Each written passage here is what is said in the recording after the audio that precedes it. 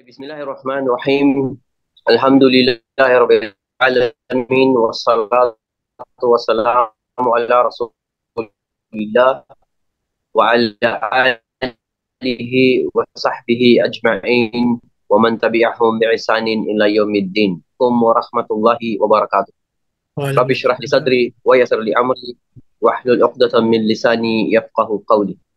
Tunay na ang lahat ng papuri, pasalamat ay tanging sa nag-iisang Diyos tagapaglikha na si Allah subhanahu wa ta'ala. Naway ang kapayapaan, ang pagpapala at habag ni Allah subhanahu wa ta'ala ay mapasa kanyang huling propeta na si Muhammad sallallahu alaihi wasallam, sa kanyang mga pamilya, sa kanyang mga kasama at sa lahat ng mga tumatahak sa matuwid na landas hanggang sa araw ng paghukom. Ako'y sumasaksi na walang Diyos na karapat-dapat pagkukulan ng pagsamba maliban kay Allah, at ako'y sumasaksi na si Muhammad sallallahu alaihi wasallam ang kanyang huling propeta at sugo ni Allah subhanahu wa ta'ala. So alhamdulillah mga kapatid sa pananampalatayang Islam, huli na naman po tayo ay nandito sa kung saan ay Jumaa, na kung saan ay pinakamainam sa lahat ng mga araw. So alhamdulillah, at ngayon tayo ay nandito upang magkalap ng kaalaman patungkol sa ating relihiyon, sa pang-araw-araw nating pagsasabuhay. So alhamdulillah, inshallah ay dapat natin pasalamat ito kay Allah subhanahu wa ta'ala, at tayo ay ginabayan niya sa kanyang relihiyon ng Islam. So alhamdulillah, jazakallah khair sa inyong lahat na nandito ngayon at na nakikinig at naghahanap ng mga kaalaman. Inshallah ay kapulutan ninyo ng aral kung ano man ang mga ihahatid sa atin ni Sheikh Saad, na mga o kaya i-share sa atin ni Sheikh Saad ng mga kaalaman sa araw na ito. Kaya tafaddal ya Sheikh, maaari niyo pong umpisahan. Bismillahirrahmanirrahim. Alhamdulillah. Alhamdulillahi alladhi ja'ala at-taqwa libasus salihin. Allahumma salli wa sallim wa barik ala sayyidina Muhammad wa ala alihi wa sahbihi wa man da'a bi da'watihi wastanna bi sunnatihi ila yaumiddin. أما بعد، يقول الله تبارك وتعالى في الكتاب المنزل بعد أعوذ بالله من الشيطان الرجيم بسم الله الرحمن الرحيم إن الصلاة كانت على المؤمنين كتابا موقوتا. وقال أيضا وقضى ربك ألا تعبدوا إلا إياه وبالوالدين إحسانا إما يبلغن عندك الكبر أحدهما أو كلاهما ولا تقل لهما أف ولا تنهرهما وقل لهما قولا كريما. Alhamdulillah, unang-una ho mga kapatid namin sa pananampalatayang Islam, nagpapasalamat tayo sa dakilang lumikha dahil napapabilang po tayo sa mga sinasabihan ng Propeta Muhammad sallallahu alaihi wasallam na mga mabubuting tao. Bali, ang tinutukoy ni Propeta Muhammad sallallahu alaihi wasallam ay dahil sa patuloy ang ating buhay, hindi pa nalagyan ng hangganan.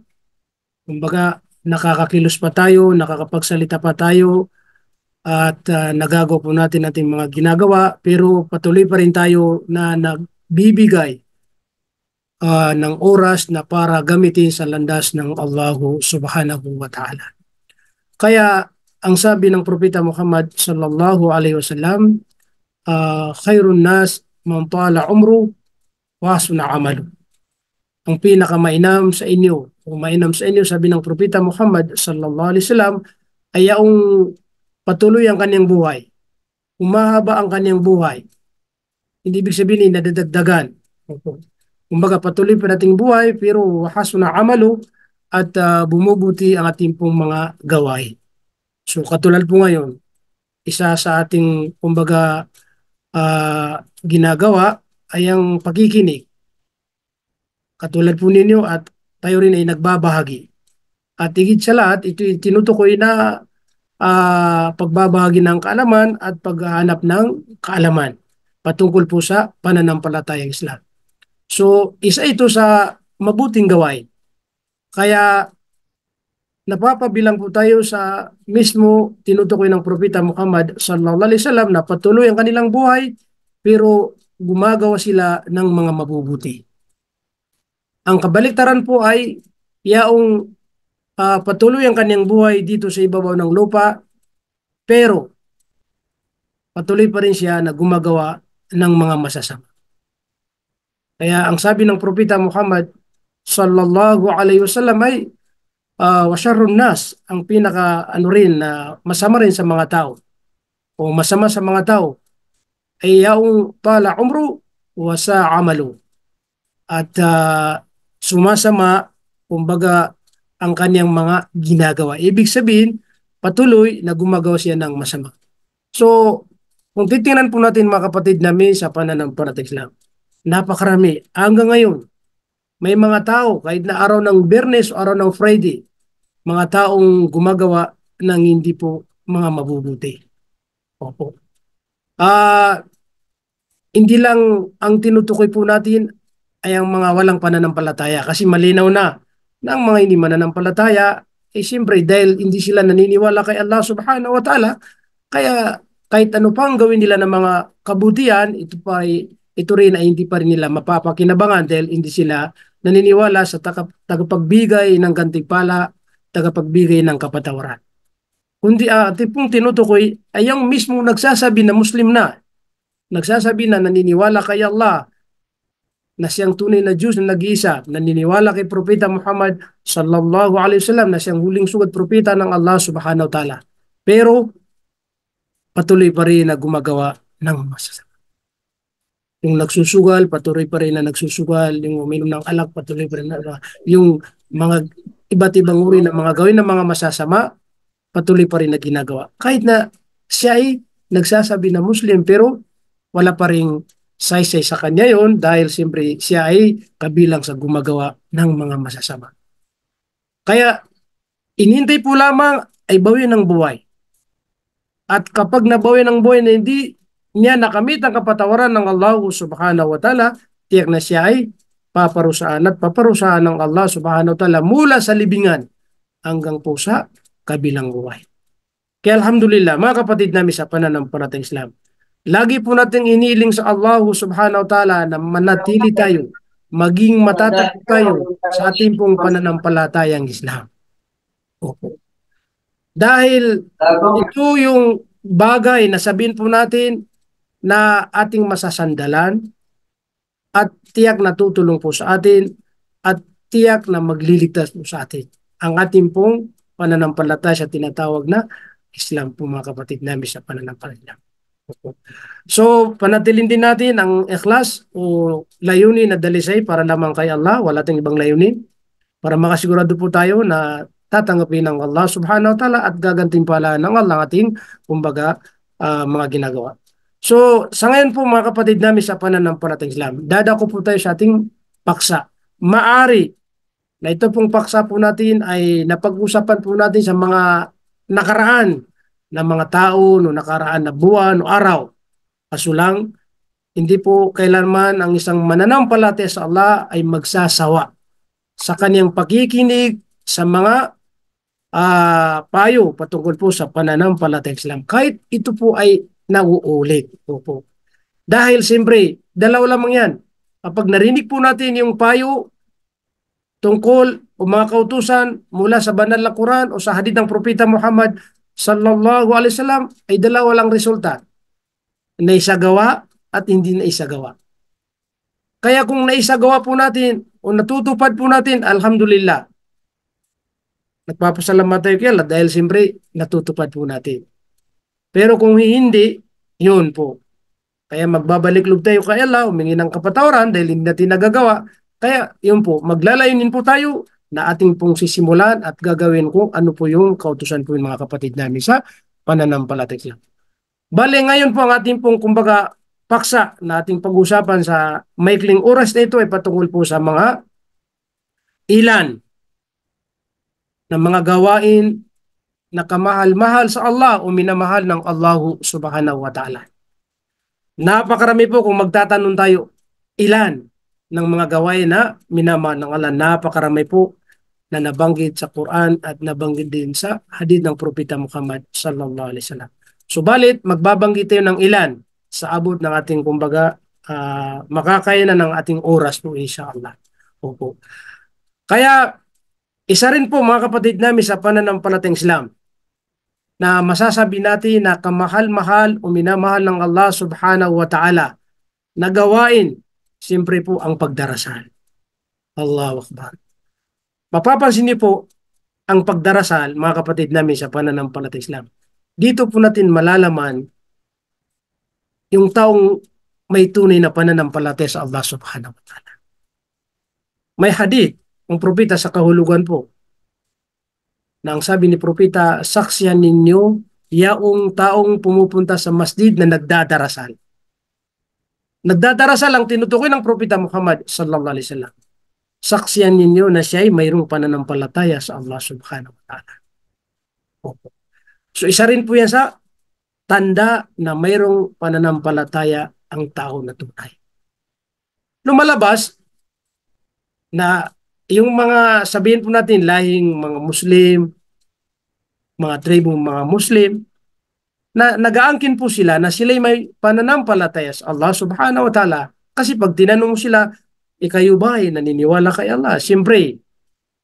Pero kung makikita po natin na sila hindi nagdadarasal, ano ngayon ang masasabi po natin?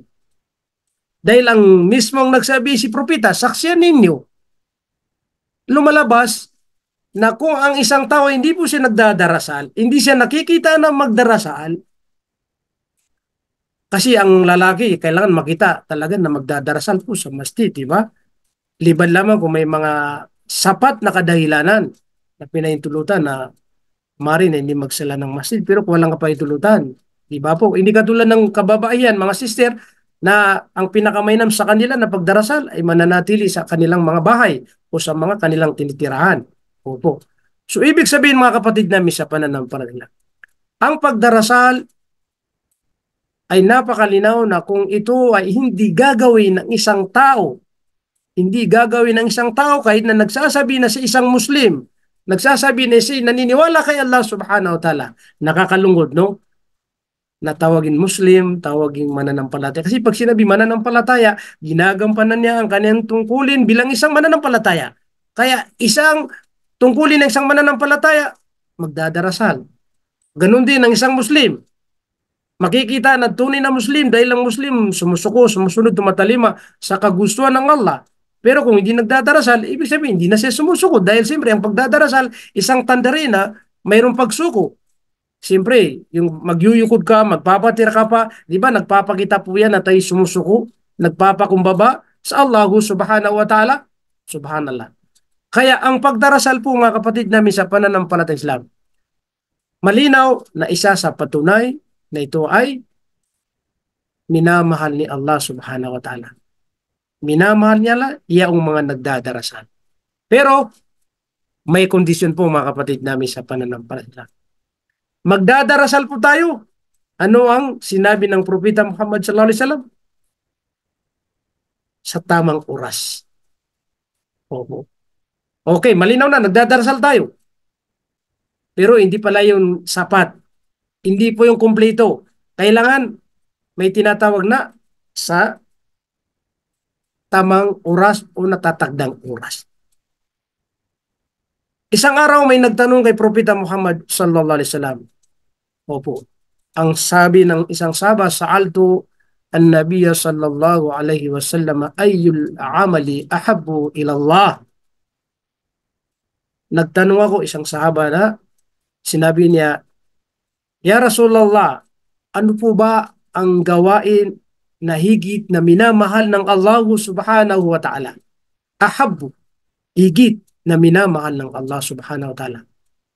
Subhanallah. Yung higit, ibig sabihin talagang sobra yung pagmamahal ng Allah subhanahu wa ta'ala doon. Ano ang sinabi ng propeta Muhammad sallallahu alaihi wasallam sa isang hadith? As-salatu, ang pagdarasal, sabi ni propeta Muhammad sallallahu alaihi wasallam. Ala waqtiha. Ala waqtiha. Sa tamang oras, sa natatakdang oras. Ibig sabihin, kung magdadarasal pala tayo, kailangan sa tamang oras o natatagdang oras. Kaya napakalinaw sa banal na Quran, yung binanggit natin kanina mismo na ang sabi po ng Allah, Inna salata kanat 'alal mu'minina kitaban mawquta. katotohanan sabi ng Allah subhanahu wa ta'ala, ang pagdarasal para sa mga mananampalataya sa Allah subhanahu wa ta'ala. Ito ay kanilang ginagampanan, kitabang mawquta.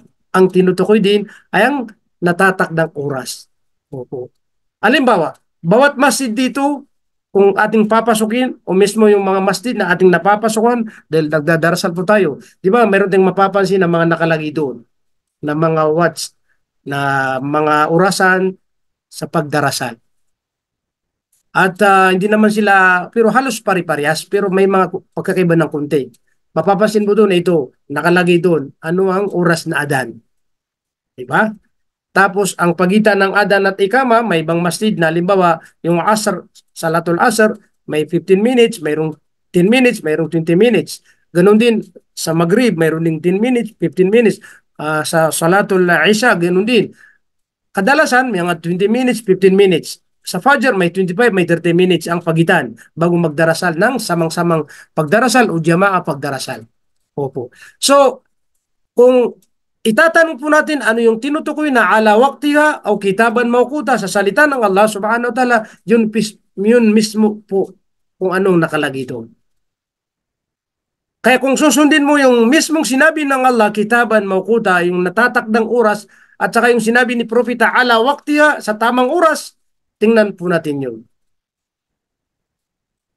Kaya kung magdadarasal tayo dun sa tamang oras, na mayroon, sabi natin, kasama na samang-samang pagdarasal, yun, nakukuha po natin yung pagdarasal na tama. Opo, kompleto na. Bukod dun sa, halimbawa, yung rukuan, yung sujud, yung mga sunnah, yung obligado, bukod dun, ang ibig sabihin, kung ito ay nakumpleto natin lahat, pero wala sa tamang oras kasi yung pinag-usapan sa tamang oras. Di ba po? So, ibig sabihin, kapag lumabas na sa tamang oras at hindi ka nakapagdarasal sa tamang oras, hindi po natin makakamit yung ahabbu ilallah, yung higit na minamahal ng Allah subhanahu wa ta'ala. Mahal pa rin tayo ni Allah dahil siyempre kabilang tayo sa sumusunod sa Kanya, naniniwala sa Kanya. Pero yung higit na pagmamahal ni Allah, hindi natin makukuha dahil yung condition mismo, hindi natin po nagagawa. Kaya, ibig sabihin mga kapatid namin sa pananampalatayang Islam, may kondisyon na dapat sundin para maging ganap at makamit ang pagmamahal na higit mula sa Allah subhanahu wa ta'ala. Kaya may ibang mga eskolar na nagpapaliwanag at binubo nila sa tatlo po ang pagdarasal. Halimbawa, kailangan magdadarasal ng isang tao ala waqtiha, sa tamang oras. Pangalawa, sa masjid. Sa masjid. Sa lalaki-lalaki. Pangatlo, jama'a. Jama'a. Kahit na nagdadarasal ka sa masjid, pero laging late ka pumupunta sa masjid, pagdating mo doon, tapos ng pagdarasal. Diba? Okay. Or nagdadarasal ka, munfarid ka, mag-isa ka lang. Diba? O lalong-lalo kung ibig sabihin yung tatlong bagay na yan, kapag hindi nabuyan, hindi po natin makakamit yung tunay na higit na pagmamahal ng Allah subhanahu wa ta'ala. Kaya mga kapatid namin sa pananampalatayang Islam, ako at kayo rin, ating pong sinisikap na makapagdarasal po tayo sa masjid, samang-sama, jama'a, at sa tamang oras po, natatakdang oras po, para makamit natin yung higit na pagmamahal ng Allah subhanahu wa ta'ala. Ito yung isinagot ng Propeta Muhammad sallallahu alaihi wasallam na una. Opo. Una. Excuse mo na, may nag-send po na hindi daw naririnig. Tanong ko muna, na malinaw po ba mga kapatid? Malinaw, Ustad. Sige lang, tuloy lang, Ustad. Baka sa internet na siguro. Siguro sa kanya po. Okay. Sorry po. Ibig sabihin mga kapatid namin sa pananampalataya, isa yun sa isinagot ng propeta nang sitanungin kung ano yung ahbu ilallah. Ibig sabihin mga gawain na liit na minamahal niya Allah subhanahu wa ta'ala. Qal thumma ay. At nagsabi ulit ang isang sahaba at ano pa, kumbaga, gawain na higit na minamahal ng Allah subhanahu wa ta'ala. Tandaan po natin. Ang sabi ni propeta, thumma birrul walidain. Birrul walidain. Ibig sabihin mga kapatid namin sa pananampalataya, yung makitungo ng mabuti sa ating pong mga magulang. O, dalawa pong pag-usapan po natin dito. Mga magulang na hindi pa sila Muslim at mga magulang na mga Muslim na. Okay. Huwag nating isipin, hindi sila mga Muslim. Hindi na pasok, hindi.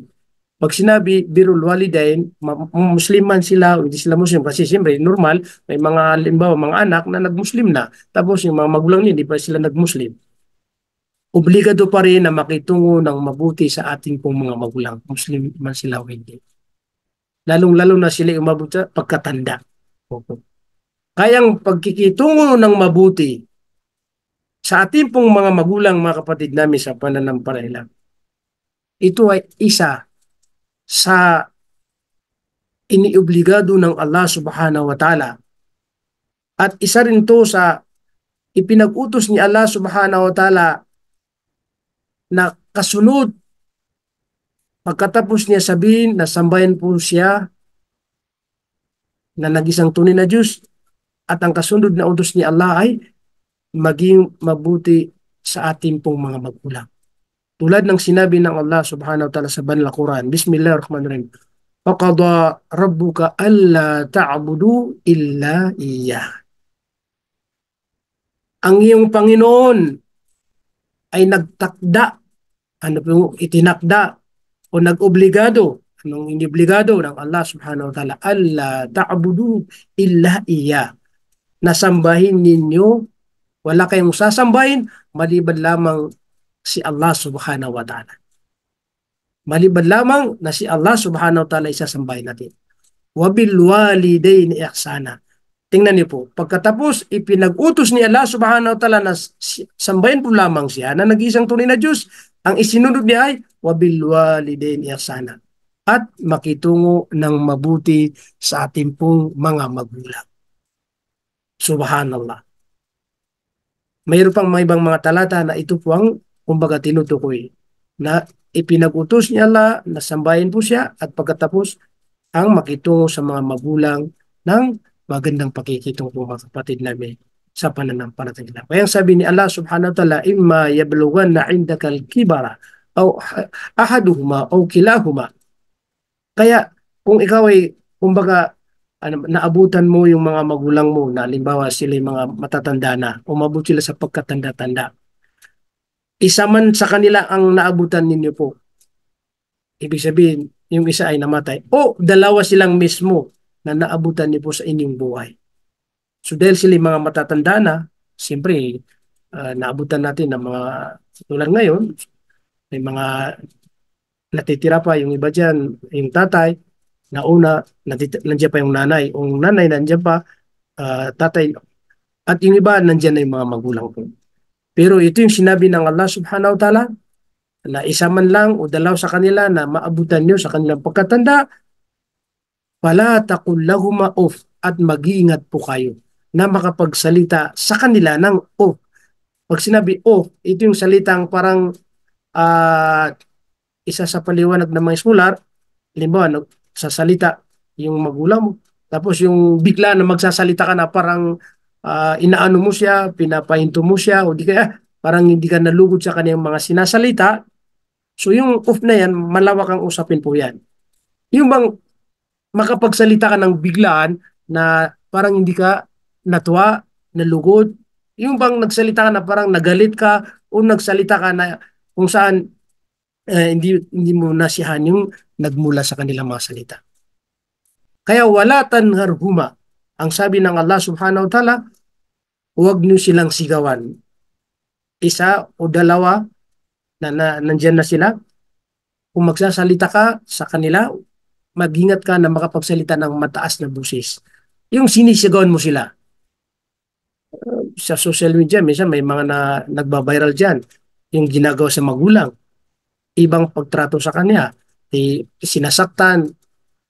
Sa bagay, yung mga iba, hindi pa nila alam kung anong katuruan ng Islam, hindi pa sila mga Muslim. Opo, kung mayroon Muslim na nagsasabi Muslim, pero iba yung pakikitungo, ibig sabihin, walang alam. Ignore po siya ignorante po siya sa tinatawag na kakaalaman po sa pananampalataya. Kaya ang payo pa rin ng Allah subhanahu wa ta'ala sa atin ay waqul lahuma qawlan karima. Magsalita kayo para sa kanilang dalawa kung kayo makikipag-usap sa kanila ng qawlan karima, salitang mayroong paggalang. Karima yung napaka sabihin natin mahinahon kung makipag-usap. Kaya kung mayroon tayong kaugalian na pag nagkamali yung mga magulang, nagsalita sila, sumasagot-sagot tayo at na sumisigaw tayo, yan po, hindi yan po patunay na ikaw ay igit na mahal ng Allah subhanahu wa ta'ala. Kasi kabaliktaran po yan. Tandaan po natin, itong igit na minamahal niyan at kapag hindi natin po yan nagawa at nasuway po natin at nabaliktad po natin yan, sigurado ang makakamit natin yung galit, puot ng Allah subhanahu wa ta'ala. Kaya yan po ang pangalawa na sinabi ng mahal nating Propeta Muhammad sallallahu alaihi wasallam sa tanong ng isang sahaba kung ano pa ang higit na minamahal ng Allah. So, ibig sabihin, makitungo ng mabuti sa mga magulang po natin. Malawak din at mahaba ring usapin po sa tinatawag na makitungo ng mabuti sa ating po mga magulang. Kaya, kung mayroon tayong mga magulang na hindi pa sila naging Muslim, kasi siyempre kadalasan karamihan sa atin hindi pa mga Muslim, huwag po tayong mawalan ng pag-asa at panatiliin. Magbigay tayo ng araw-araw na nagdudua po tayo para mapatnubayan at magabayan sila ng Allah subhanahu wa ta'ala. Mapalad po at masyurte yung mga kapatid natin, alhamdulillah, may mga narinig po tayo, may naikwento sa atin na bago namatay ang kanilang mga magulang ay natanggap nila ang Islam. Nagsahada po sila. Nagsaksi po sila. Subhanallah. Naway, tanggapin po sila ni Allah subhanahu wa ta'ala sa paraiso. So, ibig sabihin mga kapatid, huwag po ting mawala ng pag-asa abang may buhay po sila na magdua manalangin, ya Allah, naway patnubayan mo ang aking magulang o aking mga magulang. Napakaganda po na isang pamilya na pagdating sa kabilang buhay ay isa silang sa tinatawag na paraiso ng Allah subhanahu wa ta'ala. Opo. Sigurado yan kapag nagkaisa po sila sa pananampalatayang Islam. Kapag nagkaisa sila sa pananampalataya sa nag-isang tunay na Diyos, sigurado po yan, magsasama-sama po sila sa kabilang buhay. Magsasama-sama po sila sa paraiso. Di ba yung palagi natin naririnig na sinabi ng Allah subhanahu wa ta'ala na silang mga naniwala sa aking mga tanda, alladhina amanu bi ayatina, naniwala sa aking mga tanda, pagkakalikan ni Allah sa 7 palapag na langit, 7 palapag na lupa, pati nilalaman itong mundo. Ito yung mga tanda na mga nilikha ng Allah subhanahu wa ta'ala at naniwala tayo na may naglikha na walang iba kundi si Allah subhanahu wa ta'ala. At pagkatapos wakanu muslimin at sila yumakap ng Islam, sila nag-Muslim, sila tinanggap nilang pananampalatayang Islam. Sasabihin po sa kanila pagdating sa kabilang buhay, udkhulul janna wa antum azwajukum tuhbarun. Kayo magsipasok sa paraiso. Magsipasok kayo sa paraiso kasama ang inyong mga kauri. Allahu Akbar. Kasama ang iyong kauri sa pananampalataya sa Allah subhanahu wa ta'ala. Kaya tama po yung sinasabi na mag-ama, mari na pagdating sa kabilang buhay, dahil sila magkauri sa pananampalataya, maghiwalay sila sa kabilang buhay. Yung isa sa impyerno, yung isa sa paraiso. Kaya abang may buhay, gawin natin ang lahat sa abot nating makakaya. Kung hindi sila patnubayan at gabayan niya, at least ginawa po natin ang lahat. Wala ting magagawa kasi sila pa rin ang nagbibigay ng patnubay at gabay. Siya pa rin ang may hawak. Siya pa rin ang may hawak. Subhanallah. Kahit ano pong gawin natin. Maski ng mga prophet at mga sugo na mga malalapit sa Allah subhanahu wa ta'ala kasi mga piling tao sila. Kaya sila naging sugo at propeta. Pero may ilan sa kanila na naikuwento mismo sa banal na Quran. Mga pamilya nila. Asawa po nila, anak nila, hindi po tumanggap ng Islam o hindi nagabayan po. Kayo pa kaya, di ba? So, ibig sabihin nun, at least ginawa mo ang lahat, kung hindi sila mapatnubayan, ibigay natin sa Allah subhanahu wa ta'ala. Ay tanong, gusto natin, pero pag hindi binigyan nila ng gabay patnubay, wala po tayo. Kaya, yahdi mayasha, si Allah lamang nagbibigay ng gabay patnubay sa sinumang nais niya. Sa sinumang nais niya. Kaya mga kapatid namin sa pananampalataya, ito po yung sinasabi po natin na napakaganda na isang pamilya pagdating sa kabilang buhay ay isa sila sa paraiso. Dahil ipinangako niya na ang inyong mga kauri ay magsipasok sa paraiso din. Kayo na kung saan kasamang mga kauri na may kaligayahan, na walang hangganan ang kaligayahan at kasiyahan doon po sa tinatawag na paraiso ng Allah subhanahu wa ta'ala. Opo. So ibig sabihin mga kapatid namin sa pananampalataya, wag na mawalan ng pag-asa, liban pag namatay tayo, wala na, o di kaya silang na namatay. Ganun din, di ba? Okay po. So, ang pangatlo na kung saan isinagod ng propeta dahil nagtanong uli, kumbaga makulit, no? Thumma ay, pagkatapos ay nagtanong na naman, ano pa? Gusto niya, malaman niya ang lahat. Kaya ang pangatlo na sinabi ni propeta, qal al-jihadu fi sabilillah. Ang sabi ni propeta Muhammad sallallahu alaihi wasallam ay ang pakikibaka sa landas ng Allahu subhanahu wa ta'ala. Pakikibaka sa landas ng Allah subhanahu wa ta'ala. Jihad.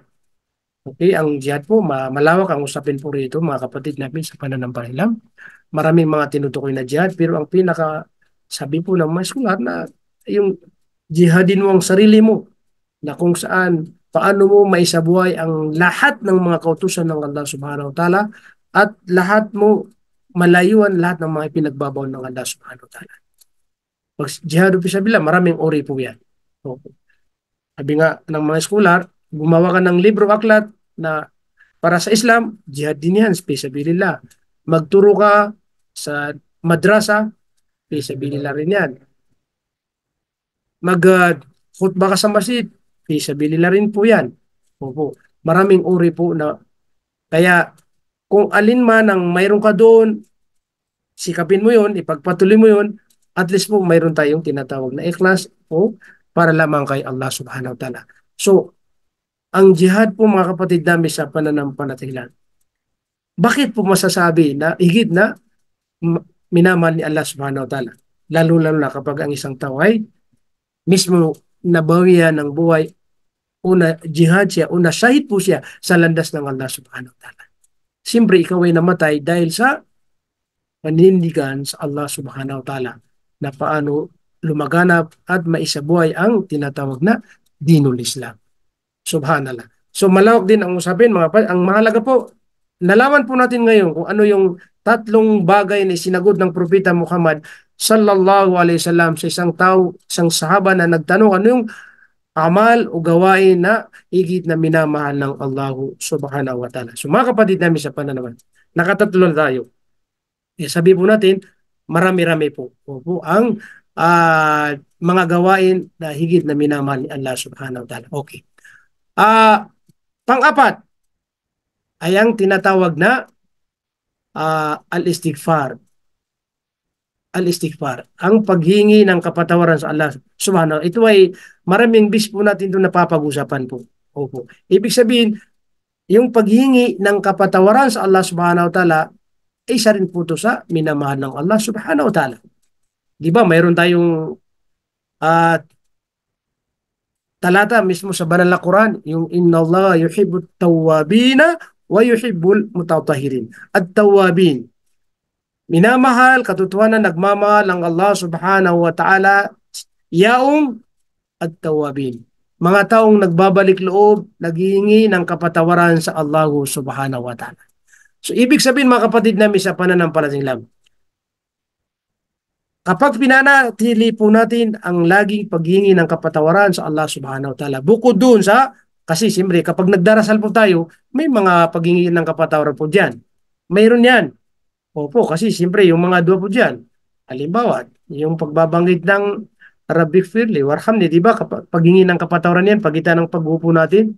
Opo. At sabi rin ng mga scholar, yung pagpupuri, pagdadakila, paglululuhati sa Allah subhanahu wa ta'ala, isa rin po yan sa pamamaraan ng paghingi ng kapatawaran sa Allah subhanahu wa ta'ala. Kaya di ba yung paghingi, pagdudua, pinakamainam na dua o panalangin at malapit na tinatanggap din ni Allah subhanahu wa ta'ala ay magbabangit ka muna ng pagdadakila, paglululhati, pagpupuri sa Allah subhanahu wa ta'ala. Ibig sabihin kabilang po yung tinatawag na ad-dua, paghingi rin ng kapatawaran sa Allah subhanahu wa ta'ala. Kaya mga kapatid namin sa pananampalataya, ang paghingi ng kapatawaran sa Allah subhanahu wa ta'ala ay maraming bunga ng mga mabubuti at mga magaganda po yan. Opo. Kung hindi ako nagkamali, saan po ito nangyari? may nagtanong isang propeta, may nagtanong po sa kanya na sa pamamagitan, hindi ako nagkamali, hindi propeta, o isang mga salap, mga nauna po sa atin ng mga maalam po sa pananampalam. Po. Kumbaga, isa sa katanungan po doon ay yung tinatawag na kumbaga, yung mga tao ay nagkasala po sila. Opo, paano sila patatawarin nila? Magingin ng kapatawaran. At meron ding nagtanong na kung saan, paano, hindi umulan, matagal na. Ang sagot niya, magingin ng kapatawaran. May nagtanong din na naman na kung saan, walang, kumbaga, may, yung mga, may hindi nagkakaanak, hindi, kumbaga, nakakita ng anak. Opo. Kumbaga, parang mahirap yung walang kayamanan, parang ganun lumalabas. Pero ang laging sagot, maghingi ka ng kapatawaran. Maghingi ng kapatawaran. Subhanallah. So mga kapatid namin sa pananampalataya. Sa banal na Quran, malinaw po doon. Malinaw po doon na kung saan tama po. Yung kasagutan po doon lahat na dapat sa mga problema na yan, ang kasagutan po lamang ay umingi ng kapatawaran sa Allah subhanahu wa ta'ala. Bukod sa minamahal ni Allah ang paghihingi ng kapatawaran o pagbabalik sa Kanya, pero may mga bunga pa rin na kung saan makamunong bagay o dito natin makikita sa mundo. Bukod doon sa kabilang buhay na kung saan paraiso ang resulta po pag tayo ay napatawad na ni Allah subhanahu wa ta'ala. Kaya sa banal na Quran, isa rin po sa sinabi doon, وَقُلْ تُسْتَغْفِرُوا رَبَّكُمْ إِنَّهُ كَانَ غَفَّارًا. Ako, alimbawa, umingi ako, umingi kayo ng kapatawaran, sabi ng Allah subhanahu wa ta'ala, istaghfiru rabbakum. Umingi kayo ng kapatawaran sa Allah subhanahu wa ta'ala. Gawin niyo kung ano yung gawain sa paghingi ng kapatawaran mula sa inyong Panginoon. Innahu kana ghafara, dahil katotohanan, siya pa rin ang mapagpatawad sa lahat ng mga umingi ng kapatawaran. Ibig sabihin, tiyak na patatawarin tayo ni Allah subhanahu wa ta'ala. Yursilis sama alaikum midrara. At pagkatapos natin maghingi ng kapatawaran, umingi ng kapatawaran, kaya ay pananaugin ni Allah o pabababain po ni Allah subhanahu wa ta'ala ang tinatawag na malakas na ulan. Ibig sabihin, uulan po yan. Opo. Pero dalawa po ang resulta ng ulan. May mga ulan na ang resulta talaga bumubunga ng mabuti. May resulta talaga pangalawang ulan na kung saan ito ay pagsubok ni Allah subhanahu wa ta'ala dahil sa may mga gawing pagkakasala. Halimbawa, isang masasabi natin na biyaya, yung yursilis sama aling midrara na may laman na maganda, opo, alimbawa, yung mga pananim natin, umula ng simple hanggang sa magandang tubo po, yun. Yung mga pananim, sabihin, hindi nakasira. Biyaya ni Allah subhanahu wa ta'ala. Opo. Pero kung umula ng malakas tulad ng mga baha, tulad ng mga pangyayari ngayon, ay ito'y pagsubok at para gisingin tayo na makapagbalik loob kay Allah subhanahu wa ta'ala. Yun ang ibig sabihin nun. Opo. Ibig sabihin, ginigising tayo. Kaya dalawa po lamang ang tinutukoy na pagsubok. May tinatawag na hasanat, mayroon ding tinatawag na hindi hasanat, hindi mabuti. Yung sayiat. Kasi sa Quran, isa rin sa binanggit nila, wabalawnahum bil hasanati was sayiat. Aming sinusubukan po sila sa pamamagitan ng mga mabubuti at pamamagitan ng mga masasama. So kung alimbawa may dumating na ang resulta ay masama, alimbawa tulad ng sumubrang baha, di ba? Sumubrang baha, maraming nasirang sasakyan, may mga bahay, kayamanan, lahat, mga paninda, ito'y masama, di ba? Ay ito ay panggising lamang. La'allahum yarji'un. Nang sa ganun ay makapagbalik loob sila kay Allah subhanahu wa ta'ala. Subhanallah. So ibig sabihin, dumadating yung isang pagsubok nila para makapagbalik loob sa kanya. Yun ang ibig sabihin nun. Pero itong tinutukoy po natin, yung dahil sa nangangailangan sila ng ulan na para sa kanilang mga pananim, ayun po, nagistig pa rin yung tao at dumating na yung ulan, umulan, alhamdulillah, tamang-tama, maganda ang resulta po. Yun ay tinatawag na isang biyaya ni Allah subhanahu wa ta'ala. Wa yumdidkum bi amwal wa banin. At kapag dumami ng pag-istighfar, paghingi ng kapatawaran sa Allah subhanahu wa ta'ala, yan, pararamin din ni Allah na ibibigay niya yung amwal, mga kayamanan, at mayroon ding mga bata, ibig sabihin mga anak. magkakaroon ng mga anak. Yun ang ibig sabihin ng mga kapatid namin sa pananampalataya. Alam niyo po, mayroon akong isang kwento, hindi lang isa, marami akong mga, ano ba, hindi sila nanganak matagal na. Ito, mga, sabihin natin, mga legit na mga nangyari po sa, hindi sa mga nauna pa. Hindi sila nagkanak matagal na panahon. May nakapag-advise sa kanila na itong gawin niyo sa loob ng masjid, magdua kayo, mag-istighfar, lagi humingi ng kapatawaran sa Allah Subhanahu wa Ta'ala. Kasi matanda na yung babae. Subhanallah. Isipin yun, pinagkaluwan sila ng dalawang anak, babae at saka lalaki. Matanda na sila, yung babae. Hindi ka makapanipaniwala kasi yung kapatid niya, sabi niya, kung manganganak ka, ako ay maglalakad sa, kumbaga, sa madlaw, di kaya sa papubliko na nakahubad. Kasi yung nakalimutan niya ang tagapaglikha ang makapangyarihan ng lahat. Na kaya niya, ang lahat, pwede siya magbigay na kahit na matanda na, ay mabuntis na. Di ba? Walang imposible sa Allah Subhanahu wa Ta'ala. Ang ginawa po nila, ang istighfar, pinarami sa ilang araw sa loob ng masjid. So bumunga. So ibig sabihin may katotohanan yung salita ng Allah kasi salita ng Allah Subhanahu wa Ta'ala. Subhanallah. So ibig sabihin mga kapatid namin sa pananampalataya, ang pag-istighfar bukod sa higit na minamahal ni Allah ay marami pang mga bunga na mga mabubuti na makakamit natin dito sa ibabaw ng lupa at higit sa lahat pagdating po sa kabilang buhay ay sigurado po doon tayo sa pareso ng Allah Subhanahu wa Ta'ala. Okay. Okay.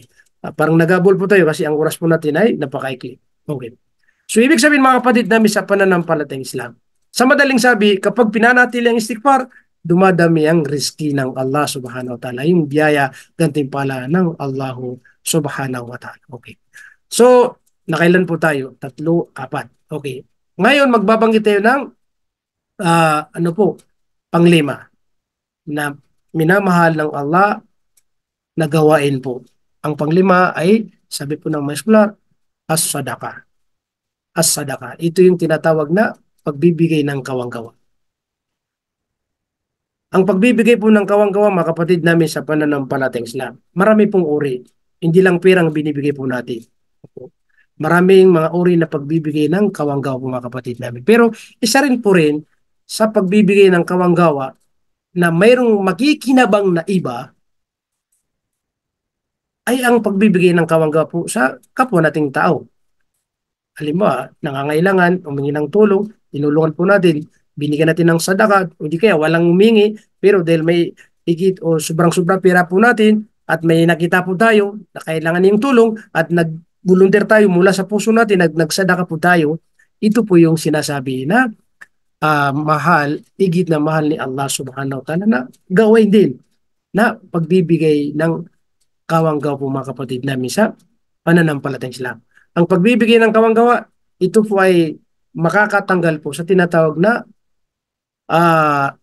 puot ng Allah o galit ng Allah Subhanahu wa Ta'ala.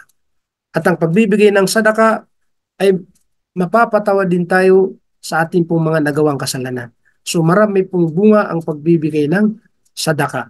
At higit sa lahat, kung tayo nagbibigay ng sadaka ng ikhlas na may kumbaga dalisay na layunin, sinisekreto po natin, hindi natin nilalantad. May ganti pala pa rin yung mga naglalantad kasi siyempre, at least yung niya po natin, layunin natin ay para kay Allah. Hindi para masabi nila na tayo mapagbigay, no? O mapagkawanggawa. At least lila. Pero ang pinakamainam pa rin ay yung nagbibigay ng sadaka na talagang ikhlas na siya lamang ang nakakalam. Katulad ng nabanggit sa hadith na may 7 uri ng mga tao na sila yung pasisilungin ni Allah sa kanyang silungan sa kabilang buhay na sa panahon na pinakamainit sa kabilang buhay po doon. So isa rin po doon sa magkakaroon ng silungan, bibigyan siya ng silong sa kabilang buhay po ay ang nagbibigay ng sadaka na lihim o sikreto. Kaya inihalin tulad ni Propeta Muhammad sallallahu alaihi wasallam na nagbibigay ang kanan, yamin, at hindi alam ng kaliwa. Kung tutusin, kanan kaliwa, alam pa rin yun, di ba? Ang ibig sabihin doon, binibigay mo yung sadaka ay walang nakakalam maliban sa'yo at saka yung binigyan mo. Ang Allah, alam niya yun kasi siyempre siya yung may-ari ng lahat. Yun ang ibig sabihin, binibigay ng kanan at hindi alam ng kaliwa.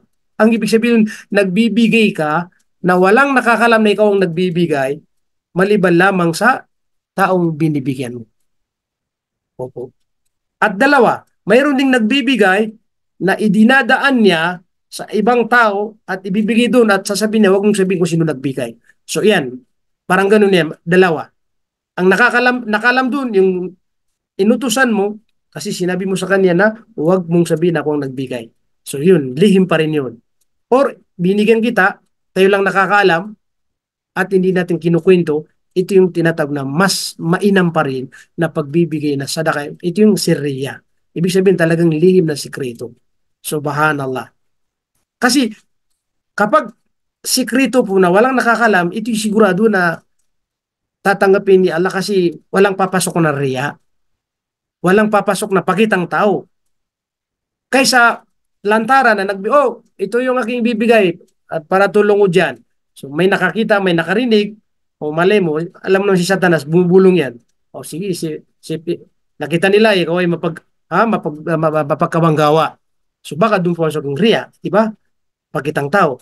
Kaya ano pa rin, may mga panahon na ang sadaka ay kailangan yung lantaran. Para kumbaga, ang tawag doon, yung kapatid natin ay kung hindi siya nagbibigay, parang naanuan mo siya na magbigay rin. Halimbawa, okay, mayroon tayong programa na gagawin na ganito. Na sino kayang mangunguna na para magbibigay ng sadaka na para kay Allah subhanahu wa ta'ala. Minsan, walang kasi parang nahiya lahat. So, mangunguna ka ngayon. Ang layunin mo ay para kay Allah subhanahu wa ta'ala at para masundan kanila kasi siyempre, yung bang walang mangunguna.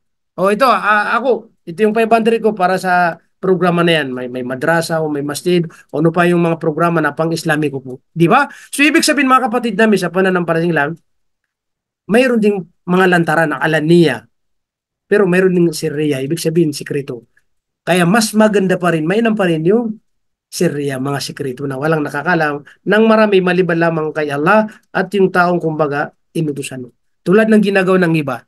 May bibilin dyan sa grocery at ipapadala niya padala mo doon sa mga kapatid natin. Huwag mong sabihin kung saan galing. Ngayon, dala-dala ng kapatid natin. Ang akala po natin siyang may-ari. Kasi siyang may dala pero hindi pala siya, inutusan po lamang siya. At hindi sinasabi, basta ito, sadaka, lillah. So inisip nila ikaw na nagdala pero hindi kasi may nagutos. So ito yung sinasabi natin na talagang kabilang sa lihim o sikreto na pagbibigay ng kawanggawa. Iba pa dyan, may ginagawa. Nakita niya mga kapatid niya, kaibigan niya, kumakain sila sa isang restaurant. Itong 5 na kumakain, hindi nila alam, nabayaran na doon sa counter.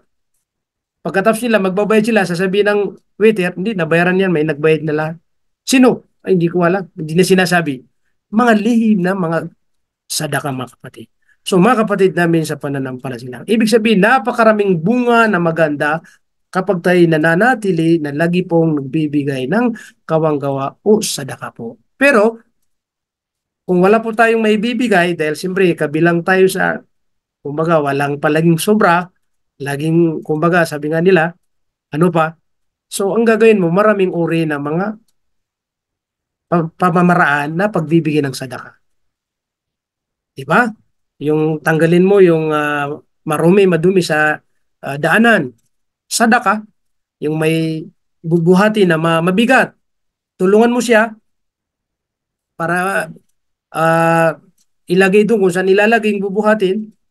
Sadaka. Diba? Subhanallah. Yung magdidikir ka, sadaka. So maraming uri na sadaka. Ay di ba mga sabi nila, ya Rasulullah, kumbaga nakuha lahat ng mga ahluduthur. Yung mga biyaya gantimpala, ibig sabihin yung mga mayayaman, makukuha nila lahat yung mga gantimpala kasi siyempre, nagbibigay sila ng kawanggawa ng marami, nagsasadaka sila. Kami, hindi kami nakakapagsadaka dahil walang-wala kami. Pero nagdadarasal kami at nagdadarasal din sila. Nag-ayuno kami, nag-ayuno rin sila. Di ba? Nag-umra po kami, nag-umra rin sila. So ibig sabihin, lahat ng ginagawa po namin, ginagawa po nila. Yun ang ibig sabihin ng mga sahabat na nagtanong na masyurte yung mga mayayaman dahil marami silang makakamit agad din pala. Kasi nagsasala sila, nagbibigay sila ng kawang-gawa, kami nagsasala hanggang dugo lamang. Kaya sabi ni Propeta Muhammad sallallahu alaihi wasallam, di ba, itinuro sa inyo na kung saan yung pagbabangit ng pag-alala, pagdidikar sa Allah, pagbabangit ng subhanallah, alhamdulillah, di ba ito ay kabilang sa dikar, kabilang sa pagbibigay ng sadaka, di ba? Pagbibigay ng sadaka. So, ibig sabihin nun, paramihin mo yung pagbabanggit ng mga subhanallah, alhamdulillah, la ilaha illallah, Allahu Akbar. Marami ka rin parang nagbibigay ka ng sadaka, sadaka, sadaka. Pero dahil sila ay bukod sa pagbibigay nila ng maraming tulong, kayamanan, at gumawa rin sila ng pagdidikar, nag-aalala rin sila, nagbangi sila ng subhanallah, alhamdulillah, yun po, hindi natin po sila talaga kahit kailan mapapantayan. Lamang pa rin sila kasi yung nga, nagdikar ka, nagdikar pa rin sila. So, yan pa rin ang lamang ng mga taong may kakayahan o may pera. Kaya masyurte po ang mayroong sobra-sobra, kahit hindi na sobra, pero kaya niya pa rin magbigay ng tulong sa ating pong mga kapatid na lalong-lalo yung mga totoong nangangailangan. Kasi minsan may mga nagpapanggap na mapapansin mo sa social media, may mga naging kaugalian ba? Naging parang ganun. So, bukod doon. Pero yung tunay at yun ang matulungan mo, talagang makakamit mo yung tunay na malaking gantimpala. Kasi iba yung nakatanggap. Tandaan po natin, makaiba pa rin yung matatanggap natin na gantimpala doon sa nabigyan natin na hindi tunay na nangangailangan pero may pangangailangan pa rin. Wala nung nagkukunwari sa taong tunay na nangangailangan. Kasi siyempre pag binigan mo yun, marami siyang gagawin na para sa iyo. Yun, ano lang yun, dahil siyempre ginagawa lang. Di ba? Kaya mga kapatid namin sa pananampalataya, napakarami pong nabanggit po sa hadith ng Propeta Muhammad sallallahu alaihi wasallam patungkol sa sadaka na kung saan hindi lang pirang tinutukoy, pati yung pagtabi ng asawa sa gabi, pero pa rin yung ganting sadaka, sadaka, parang nagsasadaka pa rin tayo. So dahil po mga kapatid, ang ating pong oras ay malapit na at mayroon akong natitirang 4 na minuto. At marami pa tayong hindi nabanggit. Opo, mga kapatid namin sa pananampalataya. Kung hindi natin po makaligtaan at sa susunod na aking schedule, opo, ay ating pong ipagpatuloy. Kumbaga, gawin natin itong part 1, sa susunod ay part 2 o episode 1, sa susunod ay episode 2 po. Naway, mayroon tayong napulot na aral sa aking ibinagi po patungkol sa mga gawaing minamahal ng Allah subhanahu wa ta'ala. Wa akhiru da'unan alhamdulillah rabbil alamin. Wassalamualaikum warahmatullahi wabarakatuh.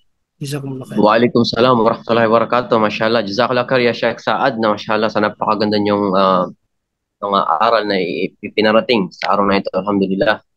So, alhamdulillah, ngayon po ay dako na po tayo sa ating sunod na programa, ang tinatawag na question and answer, inshallah. So, kung kayo may mga katanungan, maaari po kayong magsalita sa audio, inshallah. Kung kayo may mga katanungan din, maaari kayong mag-chat kung kayo nahihiya. So, huwag kayong mahiya, syempre. Mas maganda yung nag-raise up, tapos nagsasalita. Mas maganda. Okay, kung mayroong mga katanungan dyan sa ating mga brothers and sisters, inshallah, ay nandyan si Sheikh Saad upang linawin yung mga bagay-bagay na hindi natin nauunawaan. So, okay po, meron tayong 3 minutes para mag-entertain ng mga katanungan. Inshallah ay matugunan ni Sheikh Saad dito. So, inshallah, sige po, brothers and sisters. May mga katanungan dyan. So, alhamdulillah, malinaw. Inshallah, napakalinaw po ng mga sinabi ni Sheikh Saad. So, kung mayroon pa po iba, kahit out of topic, inshallah, kahit out of topic naman, pwede naman po mag-guys. Inshallah.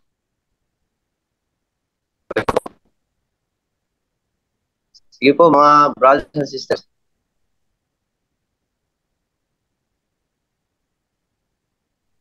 So, ayan. Parang wala talagang nagtatanong.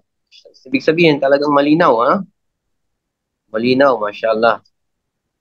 So, marami tayo diyang mga brothers. Abdullah, Ahmad, Asma, Aloy, Jarir, Jane, Myla, Sarah, Vicky, Yasmin, Maimuna. Inshallah. So, kung malinaw po, alhamdulillah, jazakallah khair po sa inyong lahat, sa inyong pakikinig. Ako po tayo sa huling programa, ang huling payo ng ating Sheikh, na si Sheikh Saad. Inshallah, para sa huling payo po nyo, Ustad. Okay. Bismillahirrahmanirrahim. Bali, dito ko po tatapusin dahil mayroon ano po, nagbanggit kanina si Ustad, si Brother Saad ng 7 kinds of person, no? Okay po, Merong ano, tama po, maganda rin yung ano. Bali, yung sinabi po natin na hadith po yun, na kung saan 7 klase uri ng mga tao na ano po, makakasilong po sa panahon na sobrang init at walang masisilungan maliban lamang sa silungan ng Allah Subhanahu wa Ta'ala. Bali, unang-una doon yung tinatawag na Imamun Adil. Opo. Pag sinabi Imamun Adil, yung pinuno na makatarungan, yung tatay, pwede rin masabi na pinuno rin sa kanyang pamilya na maging makatarungan sa kanyang pamilya. Yung mga sabihin natin na mga pinuno sa mga company, lahat yan. At pati rin yung imam, pinuno, hindi kaya imam sa masjid ay maging pinuno rin siya. Yun ang una. Pangalawa rin yung binanggit sa hadith ay yung ang kanyang puso ay laging nakakakunik sa masjid. Opo, ibig sabihin doon, ang sabi ng mga eskolar, yung bang bago pa mag-adan, yung lagi niya naalala na malapit ng adan. Kaya yung mga iba, bago pa mag-adan, naka-ablusyon na. Dahil po lagi niya inaalala po yung mga pagdarasal na 5 beses sa pagdarasal, kaya lagi niya, kumbaga, pinaghahandaan. Halimbawa, bago mag-adan, nandun na po yun. Yun ang tinutukoy po. Bali, pangatlo po ay yung ah, sabihin po natin na nagkaibigan po sila, katulad ng mga kapatid natin na lagi nagkakasama sa para kay Allah Subhanahu wa Ta'ala. At nagiwaywalay sila na para rin kay Allah Subhanahu wa Ta'ala. Ibig sabihin, nandun na yung ikhlas, hindi personal na kaya ako lagi sumasama sa grupo na ito, nagkikipagkaibigan, ay meron ng ibang layunin. Hindi, para lamang kay Allah Subhanahu wa Ta'ala. Nagiwawalay tayo para lamang kay Allah Subhanahu wa Ta'ala. Kaya pagdating sa kabilang buhay, yun po, kabilang po tayo sa makakasilong po. At pangapat, yung nabanggit natin po kanina, no, yung nagbibigay ng sadaka. At pangalima ay yung ano po yun, babae na mayroong pong nag-alok sa atin, halimbawa yung malaking pamilya at may pera po siya at pagkatapos ialok niya ang kanyang sarili, ano pong sinabi natin? Inni akhafullah. Ibig sabihin tayo ay natatakot sa Allah Subhanahu wa Ta'ala. Kaya hindi natin po ginawa yung kumbaga gaway na yun. At pang-anim ay yung ano po tawag doon, nag-aalala sa Allah Subhanahu wa Ta'ala, nagdidikr sa Allah Subhanahu wa Ta'ala na may kasamang sabihin po natin yung uh, tumutulo ang luha. Ibig sabihin, yung ginagawa ng iba na nakaupo siya, nag-aalala sa Allah Subhanahu wa Ta'ala at may tumutulo na. O di kaya nagdudua siya at umiiyak po siya. So ito po yung mga nabanggit na kung saan na 7 klase. Parang anim yata ang nabanggit ko. Hindi ko nabanggit yung pang 7. Meron akong nakaligtan na isa doon. Hindi ko matandaan. Sinong makakatanda doon? Meron ba makaalala doon? Okay. Pito na yata, Ustad. Nakalimutan itong pang 7, hindi ko nabanggit yata. Okay, kung mayroon po makakalala sa inyo, pwede niya banggitin dyan. Kasi ito ay dagdag kalaman din po yan. So kung hindi niyo maaalala, siguro mamaya mababasa natin sa hadith po yun, yung 7 uri o klase ng mga taong ano po makakasilong sa silungan ng Allah Subhanahu wa Ta'ala sa mga panahon na wala pong masisilungan. So ibig sabihin, kung mayroong 2 tayo doon, o mayroong 3 tayo doon, 4 o 5 o lahat natin makuha, di ba, yun pa rin ang pinakamain ng mga kapatid namin sa pananampalataya. Iniling natin yan sa Allah kasi lahat po yan mahirap. Kung titingnan niyo po yung mga nabanggit natin, parang mahirap po yan gawin, di ba? Parang mahirap yan. Kasi mismo ating sarili, hindi ko alam kung nakailan tayo dyan. Ano pa kaya kung Yung, lahat po yan? yung radyo na nakakabit sa masjid, nabanggit na rin, Ustad? Oh, nabanggit natin yung lagi ano ang kanyang koneksyon sa ashab. Ibig sabihin yung siya kumbaga lumaki sa pagkamananampalataya sa Allah. Ibig sabihin nagsimula na siya na binata pa po siya, sab po siya hanggang sa tumanda na ay nananatili sa tinatawag na Islam. Subhanallah. Hindi yung iba na saka na lang nagtauba, nagbalik lubay nung matanda na. Hindi, ang tinutukoy doon yung talagang hindi siya dumaan sa pagka sabi nga daw, pag hindi ka dumaan sa mga ganitong mga live, hindi ka daw binata. Hindi, mali pa rin yun. Sa Islam, hindi. Sa Islam, kailangan pa rin hindi ka dadaan sa mga pagkakasalang gawin kasi siyempre, Muslim ka. Di ba yun, meron ng mga rinigan, kasi siga, pag hindi yan dumaan sa mga live, ay hindi yan magiging tunay na ano tag doon, binata daw. Ay, hindi. Mas maganda pa rin yung wala kang nadaanan na live. Simpulan hanggang sa namatay, wala siyang nagawang bisyo. Hindi nagdroga, hindi siya nag-inom, lahat-lahat, nagsusugal, puro lang Islam. Ito yung tinutukoy natin, tinutukoy ni Propeta na muhay siya mula ng pagkabata niya sa tinatawag na Islam. Alhamdulillah, nakumpleto po natin, naway nabigyan natin ng linaw yung kapatid natin na ano po, si Vicky, Panood po. Sumubra pang oras, so ibibigay ko niya sa inyo yan na moderator, Jazakumullah khairan. Okay, jazakallah kayo Sheikh Saad. Alhamdulillah. So, doon po tayo nagtatapos. Jazakallah kayo po sa inyong lahat. Alhamdulillah, naway magkita-kita rin tayo sa susunod ng mga isawin na araw ng Friday, inshallah. Kita tayo doon, inshallah. At makapulot pa rin tayo ng maraming mga kaalaman sa mga binabahagi ng ating mga sheikh, tagapagturo sa atin. So, alhamdulillah, hanggang dito na lamang po. Subhanakallahumma wa bihamdik, asyhadu an la ilaha illa ant, wa astaghfiruka wa atubu ilaik. Assalamualaikum warahmatullahi wabarakatuh. Waalaikumsalam warahmatullahi wabarakatuh. Jazakumullah khairan.